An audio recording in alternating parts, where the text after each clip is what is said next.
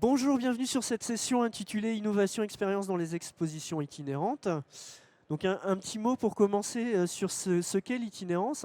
Comme son nom l'indique, il s'agit d'une activité basée sur la mobilité. On va faire voyager un contenu scientifique, une collection ou une expérience. C'est un marché très dynamique avec une grande diversité d'acteurs que vous allez avoir l'occasion de découvrir. Ce sont des acteurs à la fois publics et privés. Qui vont mettre en place soit des coproductions, soit des collaborations, à la fois au niveau local, au niveau européen, voire au niveau international. Donc le secteur, même s'il a été impacté par les crises actuelles, le Covid, la guerre en Ukraine, etc., il s'est très vite adapté à court terme avec beaucoup d'innovations. Donc c'est un petit peu ce qu'on va vous présenter aujourd'hui. Et cette innovation prend plusieurs formes dans les contenus, les formats, dans la logistique et aussi dans les modalités de collaboration et dans les modèles économiques.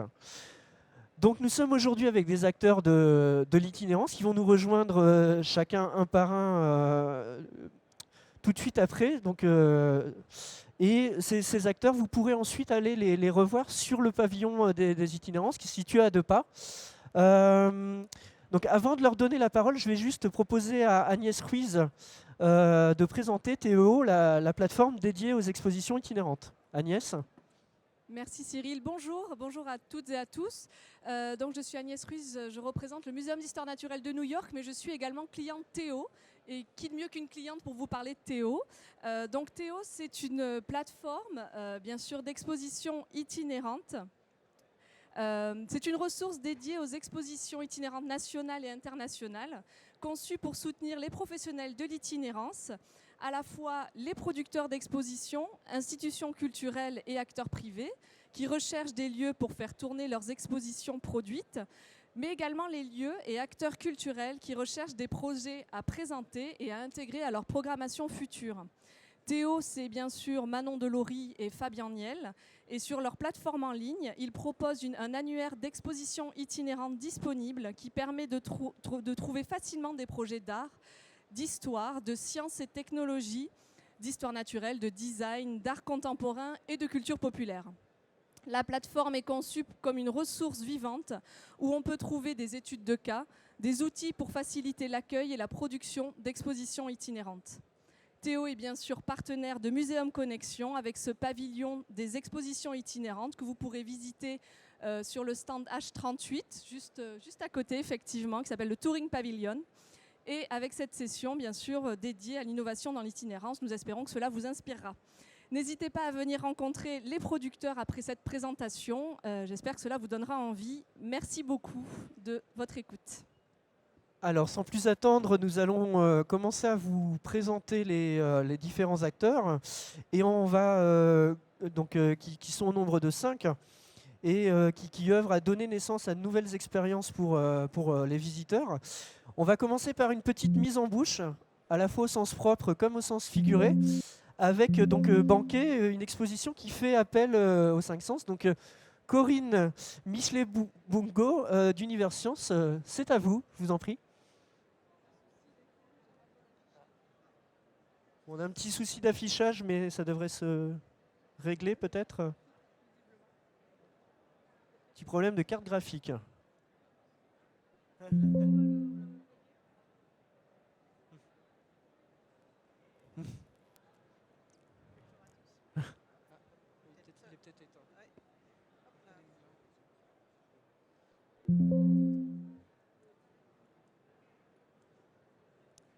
Bonjour à tous. Donc je représente la Cité des Sciences et de l'Industrie, mais également le Palais de la Découverte sous la bannière Univers Science. Et je vais vous présenter notre exposition Banquet. On n'entend pas ? Comme ça. Comme ça ? Oui. Vous m'entendez ? Oui, ça a l'air d'être mieux. Donc déjà, pourquoi Banquet à la Cité ? Parce que Banquet, on pense tout de suite nourriture. Et à nourriture, on ne pense pas forcément à la science. Or, science et gastronomie se marient très très bien. Cela permet d'apprendre des choses, d'être plus créatif en cuisine, de redécouvrir les 5 sens pour le plaisir de la dégustation, mais aussi de faire vivre une expérience sensible autour d'une grande table de banquet. Nous sommes dans le registre des plaisirs. Donc la visite, c'est d'abord une expérience immersive, hein. Comme vous voyez, on a un grand plateau qui est divisé en 3 espaces distincts, la cuisine, l'amuse-bouche et le banquet spectacle. Et vous allez, au cours de cette expérience immersive, pouvoir être tour à tour commis, gourmet, mais également convive. On va commencer donc par la cuisine. On enfile son tablier et là, on apprend à cuisiner de manière interactive avec des experts, et notamment Thierry Marx et Raphaël Aumont. Et vous repartez ainsi avec plein d'idées à mettre en œuvre chez vous. Vous apprenez le geste juste, comment bien fouetter votre crème, comment bien étaler votre pâte à tarte, comment bien utiliser une mandoline.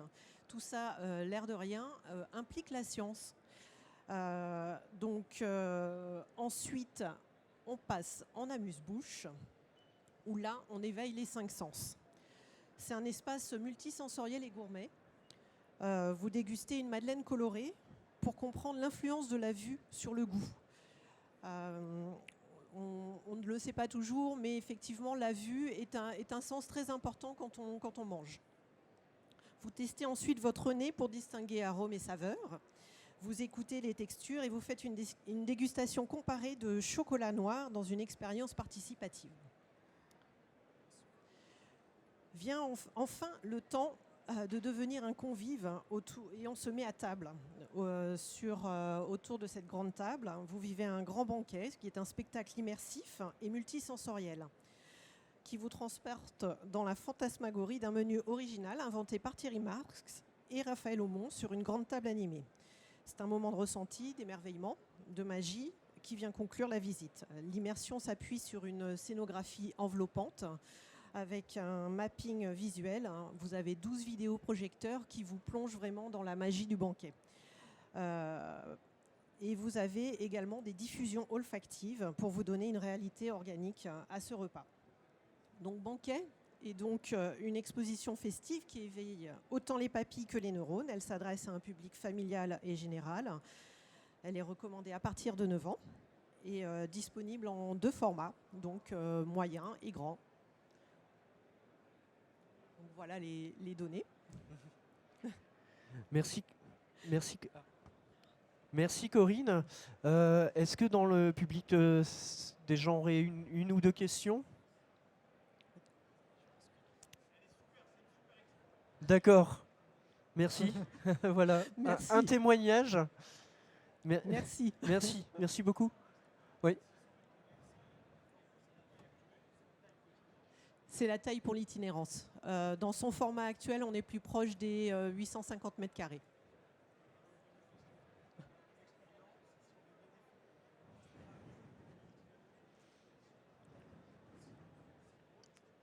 Ouais, peut-être passer le micro. La taille idéale ?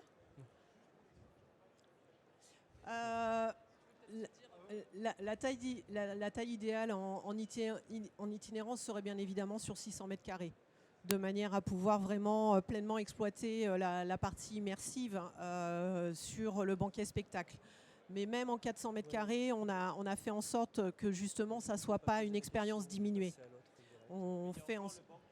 Et il y a encore le banquet avec une table qui n'accueille pas 30 convives comme dans son format original, mais 18. Mais c'est déjà une belle table. Hein. C'est déjà une belle table. Et les expériences restent les mêmes, et notamment les expériences olfactives qui, je dois dire, sont une belle innovation, y compris pour nous à la Cité des Sciences. Ah. Oui, si vous pouvez passer le micro à madame. Bonjour, je ne sais pas si... Bon, ouais. On vous entend, oui. J'ai visité aussi l'exposition, donc vraiment un grand bravo. Et une question qui me vient, c'est tous ces dispositifs en fait, qui nécessitent sans doute beaucoup de maintenance. Oui. Comment vous vivez ça? Et aussi par rapport aussi par exemple, petites madeleines que vous donnez, aux petits chocolats. Comment se passe la logistique de et la maintenance de cette exposition?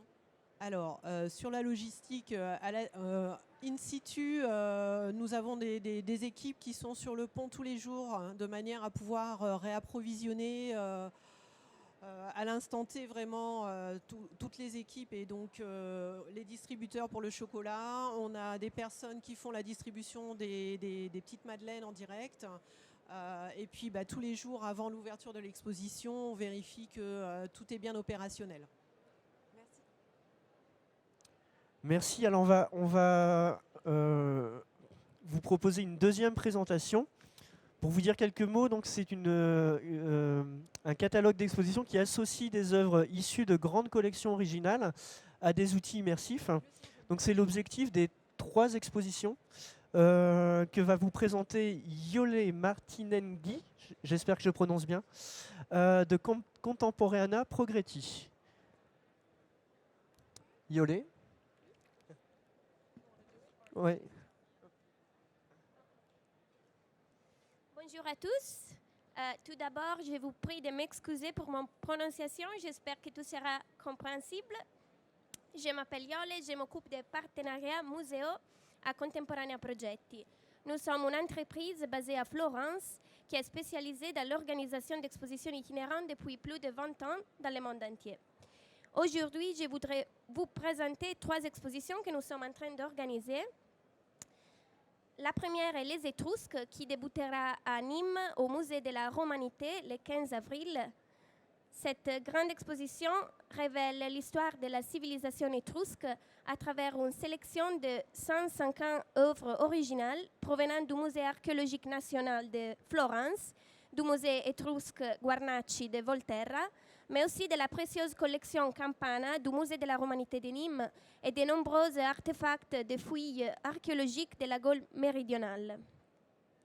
À travers 5 sections thématiques, l'exposition explore cette civilisation dans son évolution en accordant une attention particulière aux relations que les Étrusques entretenaient avec les populations de la Gaule méridionale.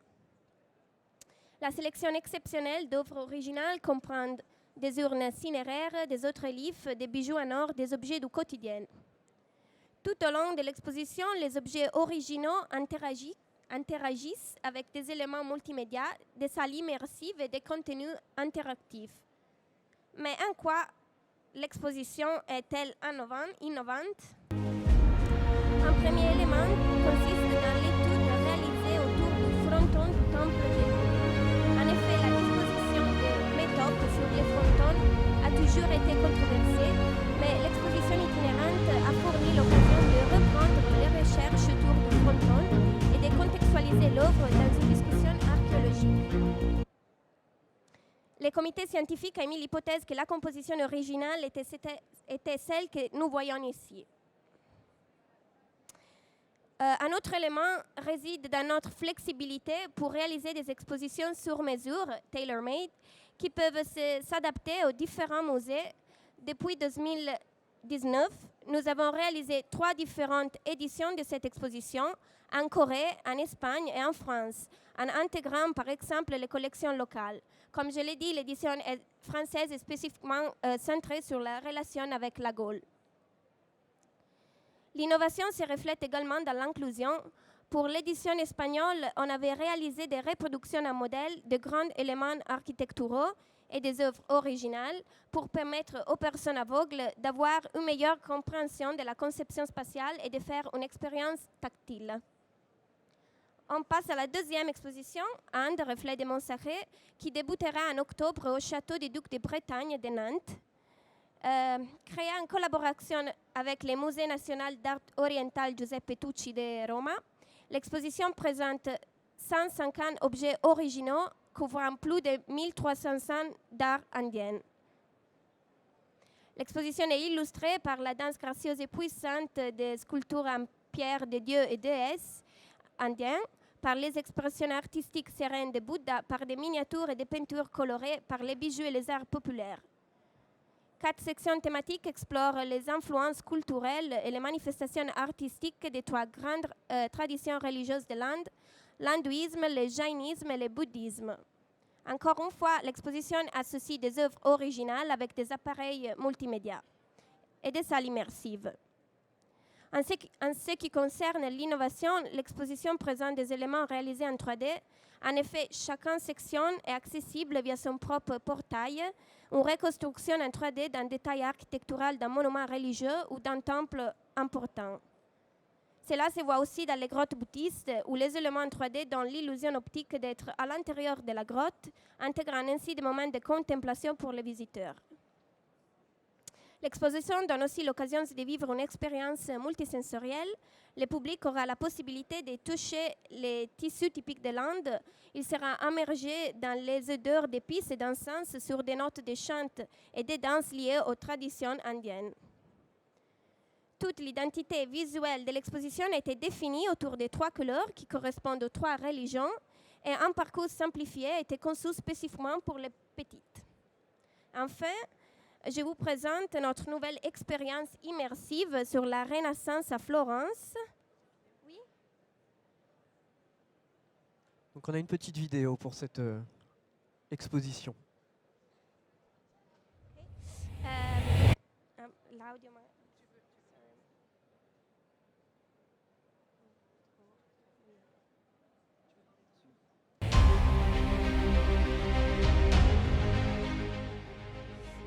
Des salles immersives multimédia entraînent les visiteurs dans un voyage à travers les événements et les chefs d'œuvre de la Renaissance à Florence. L'exposition se distingue des expériences immersives classiques car elle est organisée comme un parcours muséal où s'alternent de grands espaces multimédia synchronisés avec une bande sonore puissante qui offre la reproduction des chefs d'œuvre à l'échelle et des graphiques didactiques. C'est une expérience avec un storytelling plus traditionnel développé pour les musées. L'émotion ne manque pas, mais elle est plus diversifiée dans différentes sections. Les technologies les plus avancées immergent totalement les visiteurs dans les couleurs et les configurations de la Renaissance italienne dans le contexte de la magnifique ville de Florence. Merci beaucoup et je vous attends sur mon stand H44. Merci. On va laisser la vidéo se terminer. Ah oui, d'accord. Donc, on n'a pas le temps. Donc, il faudra aller sur le stand de Yolé pour voir la suite. Merci Yolé. Est-ce qu'il y a des questions dans le public à propos de cette exposition? Pas de questions. Alors moi, j'avais une question pour Yolé, éventuellement s'il n'y a pas de questions. Comment dans la conception de ces différentes expositions, vous arrivez à faire l'équilibre entre l'immersion et la mise en scène de ces œuvres sans qu'il y ait un aspect qui l'emporte sur l'autre? Oui, normalement, nous cherchons d'intégrer les œuvres originaux avec les multimédias. Et les multimédias sont un moyen pour intégrer les contenus de l'exposition. Par exemple, dans l'expo des Étrusques, il y a beaucoup de urnes cinéraires et nous avons développé des espaces multimédias qui représentent les fresques qu'il y a dans les nécropoles de l'Étrurie. Donc, ce sont vraiment des moyens pour intégrer les contenus et immerger les visiteurs dans l'exposition pour faire plus d'interaction. Merci. On va passer au troisième intervenant. Donc là, je vous propose de découvrir une exposition qui, c'est le concept de l'itinérance, a été pensé pour être facilement répliqué à plusieurs endroits, mais qui plus est, elle traite un thème très universel. Donc Cédric Moulard de Tempora, vous allez nous présenter une exposition consacrée au Petit Prince. Exactement, merci beaucoup pour l'introduction. Alors, Antoine de Saint-Exupéry, Le Petit Prince parmi les hommes, c'est en effet, comme vous l'avez expliqué, une exposition qui a été conçue en accord total avec la Fondation de Saint-Exupéry et vraiment pensée pour être itinérante. C'est une exposition qu'on a divisée en 4 espaces. Un premier espace dans lequel le visiteur est plongé dans le noir, éclairé par quelques étoiles, et il est invité à découvrir, un petit peu comme le Petit Prince, et à voyager entre les planètes. À travers l'audioguide, il découvre et redécouvre évidemment, ou redécouvre l'histoire du Petit Prince. C'est vraiment un espace qu'on a voulu magique, ludique, interactif aussi, puisque les sculptures qui sont réalisées par le sculpteur Arnaud Nazaraga ont été faites dans un premier temps pour les personnes malvoyantes, pour qu'elles puissent sentir et se faire une idée de l'univers du Petit Prince, et donc sont touchables, les enfants peuvent jouer. C'est un espace qui est assez magique, suspendu dans le temps et qui permet aux enfants et aux adultes de redécouvrir cette œuvre de Saint-Exupéry. Après cette parenthèse enchantée, ils vont rentrer dans un espace plus muséographique où la mère de Saint-Exupéry, Marie, va nous expliquer un petit peu Antoine, de son enfance à Saint-Maurice-de-Remens, à ses premières inventions comme son vélo volant, sa passion pour l'aéronautique, sa vie de pilote, d'écrivain, de reporter, d'humaniste. Et en fait, ces deux mondes vont venir fusionner dans une troisième partie, qui est un show immersif, donc une projection sur 7 grands livres, où on va poser la question de qui influence qui. Saint-Exupéry a influencé son œuvre, mais son œuvre a aussi influencé Saint-Exupéry. Et on va découvrir au fur et à mesure de la projection toutes les connexions qu'il y a entre Le Petit Prince et la vie d'Antoine de Saint-Exupéry. Il y a ensuite un quatrième espace qui n'est pas présenté ici parce qu'il prend plusieurs formes, qui est destiné aux groupes ou aux scolaires, où en fait on présente des petits films auxquels les gens sont invités à voter et à interagir. C'est des films qui reprennent des valeurs chères à Saint-Exupéry, la spiritualité, l'humanisme, l'écologie, la transition écologique. C'est un espace qui est de nouveau très ludique, interactif et qui permet de créer des débats. Alors pourquoi je vous ai parlé du Petit Prince? Évidemment pour essayer de vous convaincre d'y aller. J'espère que ça a réussi en 1 minute 30. Mais aussi dans le concept, avec tous nos collègues de l'itinérance des expositions, de réfléchir ensemble, de créer un débat, ça peut être ici ou sur notre stand, sur ce qui fait le succès d'une exposition itinérante. On prend évidemment l'exemple du Petit Prince, mais pour nous, ce qui est important, c'est d'avoir une thématique universelle. C'est-à-dire d'avoir un sujet qui parle à tous les âges, à tout le monde, et dans le monde entier. C'était le cas évidemment du Petit Prince, 3e livre le plus vendu au monde, traduit dans plus de 400 langues, et on l'a vu encore récemment avec le succès des films d'animation. C'est un thème qui parle vraiment à tout le monde. Ensuite, pour nous, c'est important, c'est développer de manière officielle et main dans la main avec un partenaire qui est lui-même moteur aussi bien dans l'itinérance que dans le contenu de l'exposition. Et aussi, c'est une expérience. Donc, l'idée, c'est une expérience immersive au sens large. Elle peut être numérique, pas numérique. Il y a beaucoup d'expositions qui le sont. Mais c'est vraiment une proposition aux visiteurs de faire une parenthèse d'1h15, 1h30, de vivre un petit peu l'expérience du Petit Prince et de Saint-Exupéry.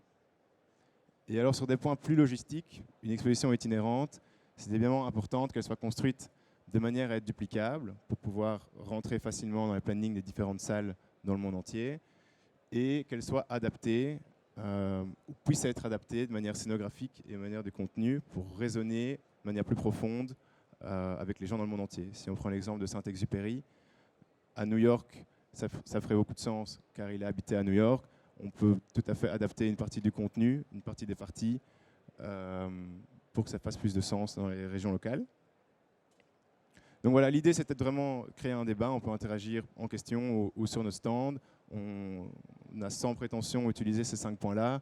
Il y a évidemment beaucoup d'autres points ou de raisons qui peuvent faire qu'une expo fonctionne très bien. On a évidemment dans notre portefeuille en tant qu'agence spécialisée dans la conception, le design et la production d'expositions, d'autres expositions qui ont été pensées pour itinérantes ou qui sont devenues itinérantes de part de fait. On a par exemple une exposition sur Pompéi qui finissent qui rentre en 5e salle aux États-Unis à New York. Et on vient de lancer un projet citoyen qui, je pense, fait beaucoup de sens, surtout au vu de ce que mes collègues vont présenter juste après, qui s'appelle le Climate Show, qui est un mix entre une expérience cinématographique ou théâtrale, dans lequel le visiteur est appelé aussi à interagir, à voter avec une actrice sur scène, et sans montrer du doigt, sur un ton assez léger, réfléchir ensemble au blocage collectif ou individuel qui font qu'on comprend qu'il y a un réchauffement climatique, mais qu'on agit au final assez peu. Merci Cédric. Je ne sais pas s'il y a des questions. Oui, monsieur. Je crois qu'il y a un micro normalement à disposition. Voilà.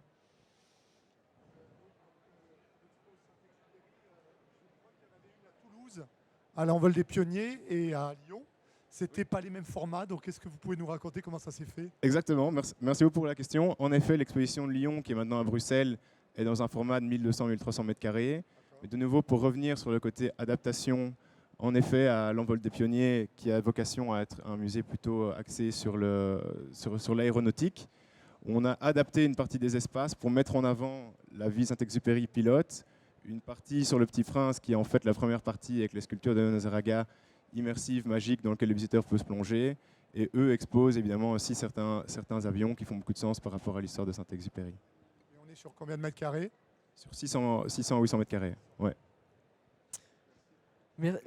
Merci beaucoup. On va passer à un autre intervenant. Et justement, Le projet Climate Show est une bonne transition avec ce projet. Donc je propose à Joy Latour de nous présenter un projet dont l'objectif est de prendre conscience pour essayer d'agir, pour imaginer un futur plus désirable. Et donc c'est vraiment l'objectif de cette exposition qui s'appelle « Impact la biodiversité en question » et qui a été montée par le Muséum de Toulouse. Alors bonjour à tous. Alors le Muséum de Toulouse a une activité d'itinérance depuis maintenant 10 ans. Donc habituellement, on va adapter nos expositions temporaires à un format itinérant. Là, c'est un petit peu différent pour Impact parce que c'est une exposition qui ne sera pas présentée à Toulouse, mais qui va directement en fait partir en itinérance. Alors, je ne vais pas pouvoir vous montrer en fait de visuel de l'exposition parce qu'elle est encore dans les ateliers. Voilà, donc normalement, elle doit être terminée au tout début de l'été.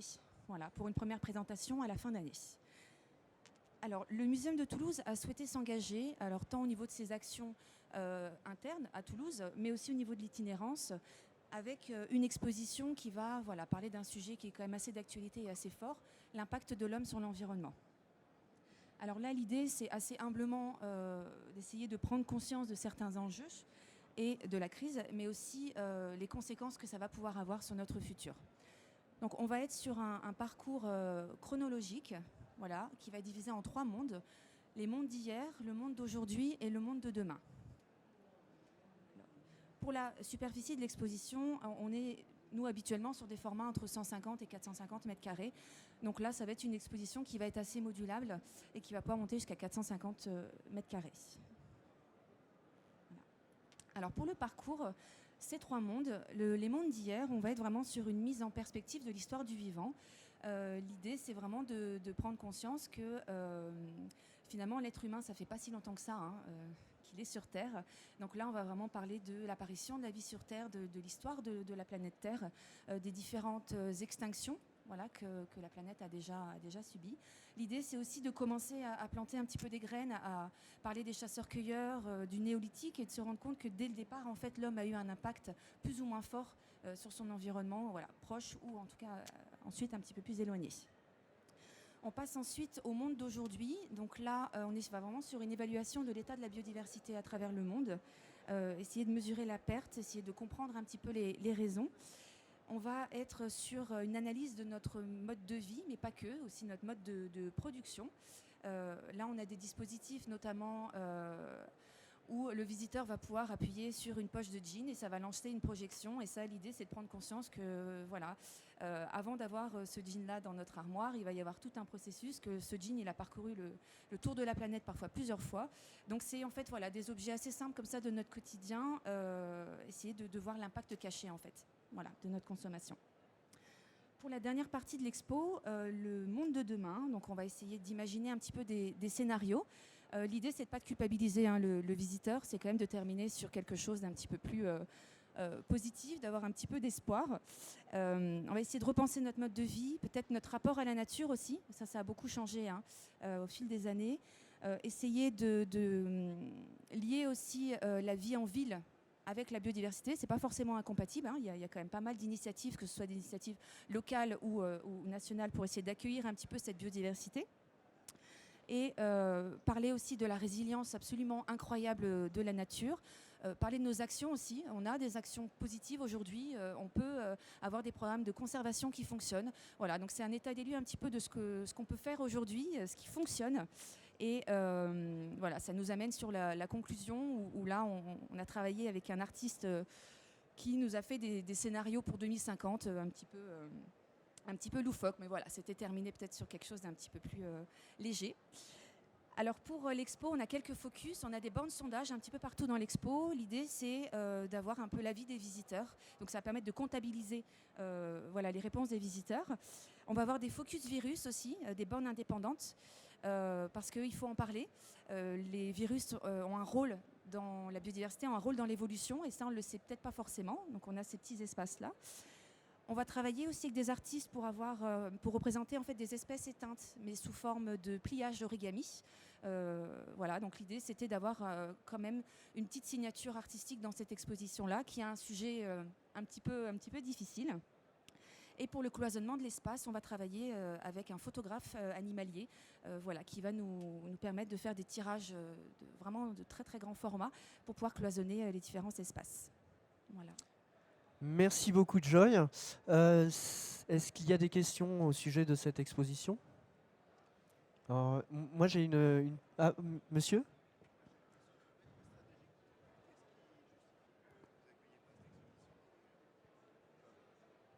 Alors la question c'était pourquoi est-ce qu'on n'accueille pas l'exposition dans nos murs.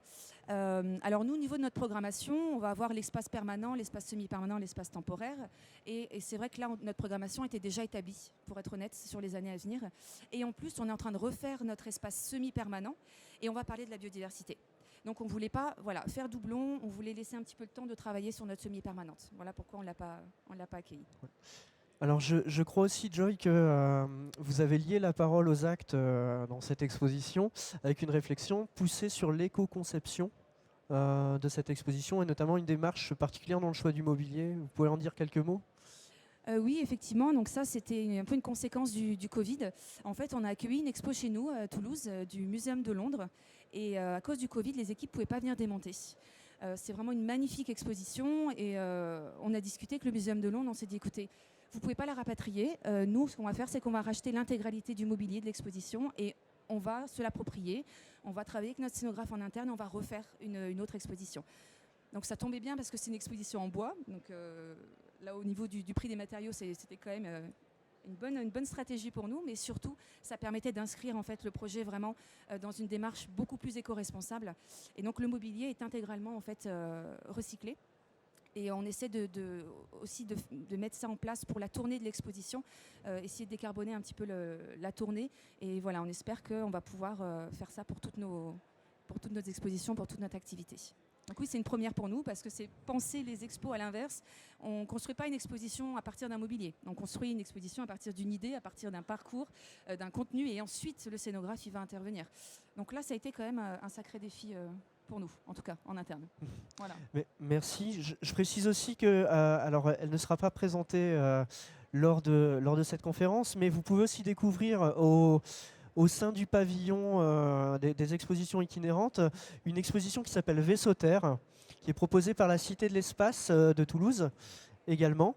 Et donc c'est un voyage pour découvrir la Terre vue de l'espace et s'interroger sur les interactions entre ce fameux vaisseau Terre et les activités humaines. Donc voilà, encore une thématique approchante de cette expo que vient de nous présenter Joy Latour. Alors lorsqu'une exposition voyage, on peut aussi se demander comment on peut avoir un dispositif de médiation qui va s'adapter à chaque lieu sans trop de contraintes logistiques. Eh bien, je vais vous laisser Isabelle Lopez vous présenter la solution MySmart Journée. Et Isabelle.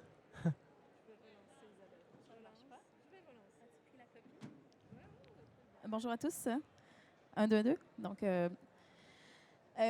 il semblerait que je n'ai pas de présentation. Je vais freestyle. Donc, je vais vous raconter des histoires d'outre-mer, en fait, des histoires d'expositions itinérantes qui se passent dans mon coin de pays, au Québec.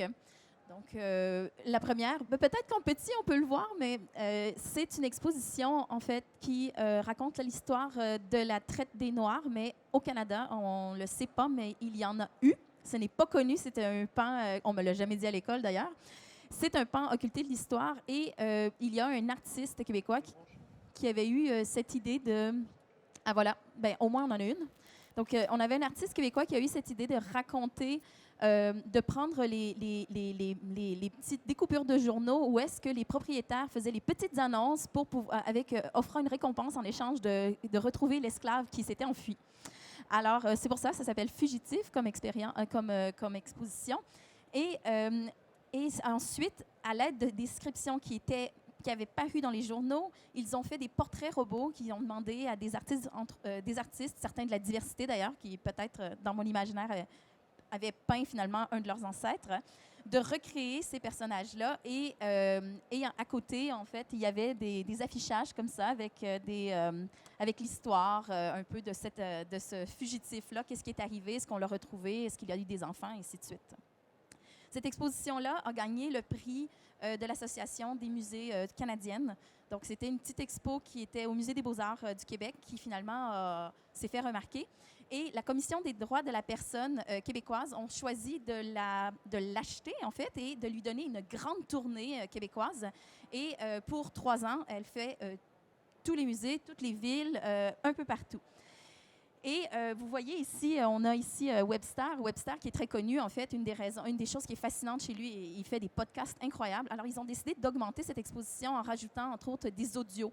Avec une voix très intéressante, il est connu. Et il raconte finalement l'histoire du fugitif. Plutôt que de la lire, elle devient audio. Ensuite, ensuite on peut voir, par exemple, donc on a des audios. À l'aide, donc, ce sont des codes QR qui sont ajoutés, donc ils sont venus remplacer les papiers qui avaient été carrément collés sur les murs et c'est devenu une exposition multimédia, donc qui peut se promener de ville en ville à l'aide de petits panonceaux, donc c'est très léger, ça coûte pas trop cher à déplacer. Et on a comme ça immédiatement un audio guide qui finalement est universel, qui ne demande aucune gestion de la part du musée qui l'accueille. Quand on pense qu'on va dans plein de petits musées, ils n'ont pas nécessairement la capacité d'accueil de quelque chose de trop complexe. Et ils ont rajouté des quiz, des informations, des images d'archives, toutes sortes d'autres choses. Et chemin faisant, ils ont continué d'adapter cette exposition parce qu'il y a eu des demandes, par exemple, pour avoir du matériel scolaire en amont et en aval de l'exposition. Donc, ils ont rajouté du matériel scolaire, ils ont rajouté toutes sortes de petites choses comme ça. Et arrive le COVID. Et comme on ne peut pas réussir à présenter l'exposition, rajoute une couche supplémentaire et l'exposition, puisqu'elle était déjà en fait, utilisait notre système qui est complètement web, ont été capables de la présenter quand même virtuellement. Alors, ils ont fait un vernissage, entre autres, qui était virtuel. Ils ont eu 2000 personnes qui ont consulté toutes les œuvres. Donc, ils étaient censés faire le vernissage au Musée des Beaux-Arts de Montréal. Ça n'aurait jamais rentré dans la salle. Donc, 2000 personnes. Et je peux vous dire, moi, je les vois, les statistiques, il y a des gens tous les jours sur cette exposition-là. Alors, ça a donné tout d'un coup un effet que, d'un côté, cette expo se promène pendant 3 ans comme ça, les classes, les écoliers, tout ça, tout le monde y va, tout le monde réfléchit en fait à ça. Mais en plus, ils ont en continu des classes. J'imagine que c'est des écoles où je ne sais pas comment ça se rend là, mais il y a des gens tous les jours qui consultent cette exposition qui est devenue virtuelle. Ce sont des choses qu'on observe, par exemple, aussi, on a, à cause de cette notre technologie qui était assez légère, on a, par exemple, le musée Huron-Wendat qui a fait une exposition qui était temporaire et qui ne devait pas devenir itinérante sur la création des canaux en écorce de bois. Et avec les créateurs des arts ancestraux, ils ont réussi, parmi les derniers qui existent, qui sont encore vivants, qui racontent dans leur langue, dans la langue Huron-Wendat, par exemple, comment ils font, et puis aussi avec des chants, et puis toute l'histoire finalement du canot, parce que le canot était très important pour la chasse, pour la pêche, pour le déplacement, et avec tout ce que ça implique. D'ailleurs, si vous la voulez, vous pouvez l'acheter, cette expo-là. Pour terminer, on est en train de travailler sur un projet avec Science North. Joy a raconté tout à l'heure qu'ils ne pouvaient pas venir démonter. Eh bien, Science North, c'est un grand diffuseur d'expositions à l'international. Et avec le COVID, ils n'étaient plus capables d'envoyer leurs techniciens. Alors, ils avaient le même problème. Et en fait, on travaille sur un projet où on met... il n'est pas terminé, alors on vous a mis un faux avec un meuble Ikea. Mais en fait, où est-ce qu'à chaque fois qu'il y a une caisse, premièrement, on scanne, on sait qu'est-ce qu'il y a à l'intérieur, on sait quels sont les morceaux, de quoi va avoir l'air le module à la fin. Hein. Ils ont des modules scientifiques, alors on sait c'est quoi, donc on a une idée où on va le placer. On a les instructions de construction.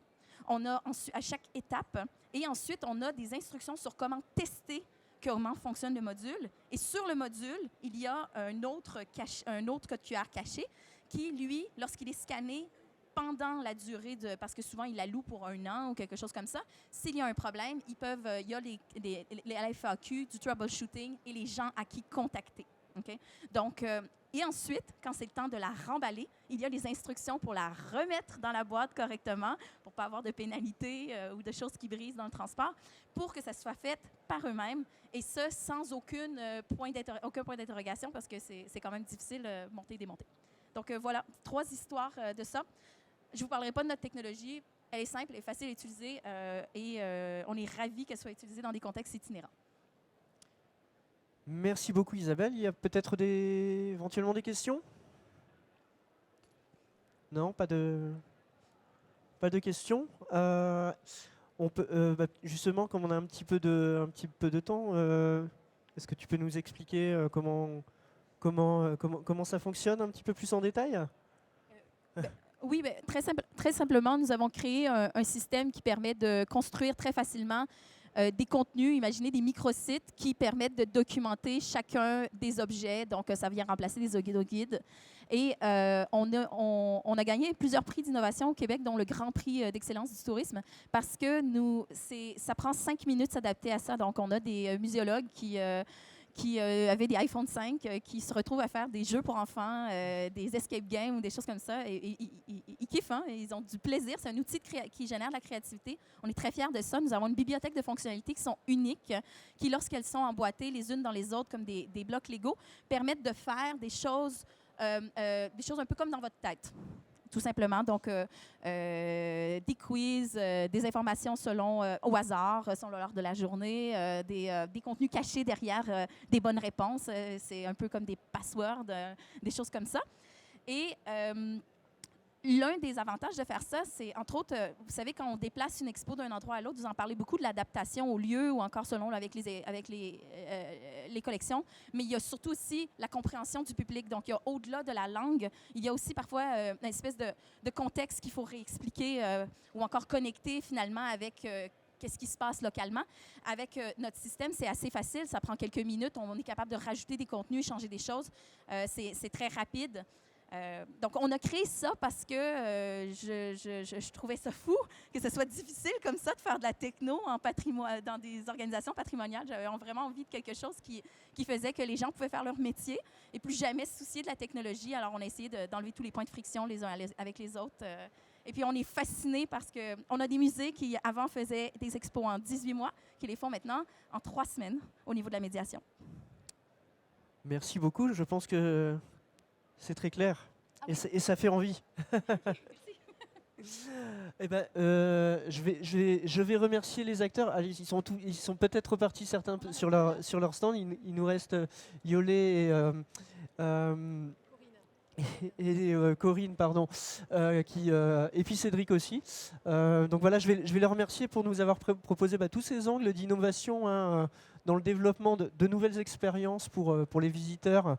Et puis également pour les équipes des lieux culturels qui peuvent accueillir ces expositions. Merci à tous pour votre attention. Je vous rappelle avant que vous nous quittiez que vous avez la possibilité de les rencontrer, tous ces producteurs et Théo sur le stand Pavillon Itinérance. On peut peut-être rappeler le H38, voilà. Et puis c'est une possibilité pour vous de découvrir une multitude d'expositions sur des thèmes divers, que ce soit l'art, l'histoire, en passant par la science. Vous pouvez aussi, si vous n'avez pas le temps de passer sur le pavillon, ce qui serait dommage, de vous connecter sur la plateforme en accès libre TEO. Donc pour ça, vous pouvez noter le www.teo-exhibition.com. Je vous remercie de votre attention. Très bonne journée à tous.